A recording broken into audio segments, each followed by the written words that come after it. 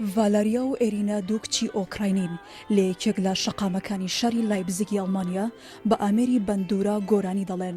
بینەرێکی باشیش لە دەوریان کۆ دەبێتەوە. لە پاڵ هونەرەکەیان کەسانێک کە هاوسۆزە بۆ جەنگەکەیان یاخود خەڵکی ئۆکراینیای نیشتەجێی ئەڵمانیان هاوکاری مادیان دەکەن. Hi, my name is Valeria Korechka. I'm from Ukraine. من ناوم ڤالاریا کۆرچکایە، خەڵکی ئۆکرانیام، ژەنیاری ئامێری بەندورام کە تایبەت بە ئۆکرانیایەکان. من و هاوڕەکەم ئێرینا لە ئەڵمانیا بەم ئامێرە گۆرانی بەگوێی خەڵک دەدەین. لە ئۆکرانیا لە لڤیڤ دەژیاین. I live in Lviv and study in Lviv Music Academy. لەوێ ئەکادمیای میوزیکم تاو کردووە، لە خوێنمدایە. ئامێری بەندورام خۆش دەوێت، بەتایبەت لە دوای جەنگی ئۆکرانیا. بە گۆرانی و بەم ئامێرە پەیامی ئاشتی دەگەێنین بە جیهان.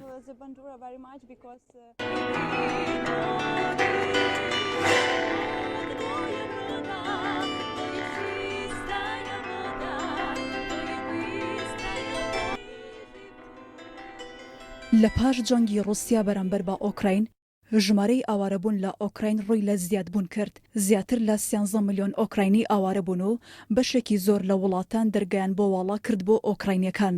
لە ناویاندا پشکی شێر بەر ئەڵمانیا کەوت. ڤالەریا و ئێریناژ نمونەی ئەو کەسانن کە پاش ئاوارەبوون دەیانەوێت بە مۆسیقا کاریگەری جەنگەکە لەسەر خۆیان کەم بکەنەوە و ڕۆژانە وەڵامی ئەو پرسیارانە دەدەنەوە کە کەسانێک سەبارەت بە ئامێری باندورە ئاڕاستەیانی دەکەن. Ні-ні. Ну як, з Полтавщини, але вчимося. Не важливо. Так, з України. З України, так. Bandura. Bandura. Yes, this one. Ukraine national. Yes. Okay. Well, there's not. Okay, it's fantastic. So you're.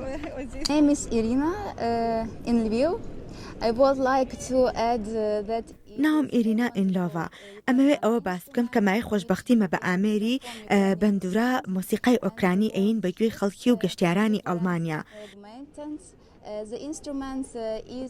ئەم ئامێرە ناسراوە و لە زۆر شوێن کاری پێ ئەکرێت و کاری ئێمەش ئەوەیە کە جوانەکان ئەم ئامێرە پیشان بین. تا ئێستا لە فێربوونی ئەم ئامێرەیان ئامێرەکەمان وەک هێمایەک بۆ ئاشتی بەکارەهێنین. we are still learning to play this instrument.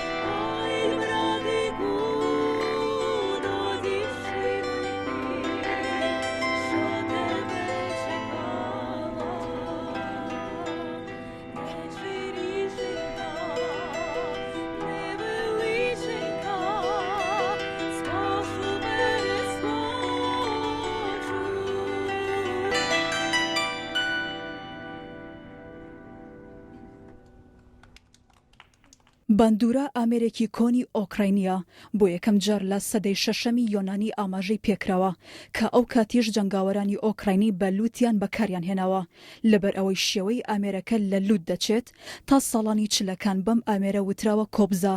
تاوەکو ساڵی 1970 تەنها 12 تاری هەبوو و لە لووت دەچوو. لە سەدەی 20دا ژمارەی تارەکان بۆ 31 تار زیاد کرا و ئێستاش لە ئەمێرە مۆدێرنەکان ژمارەی تارەکان بۆ 68 تار زیادی کردووە.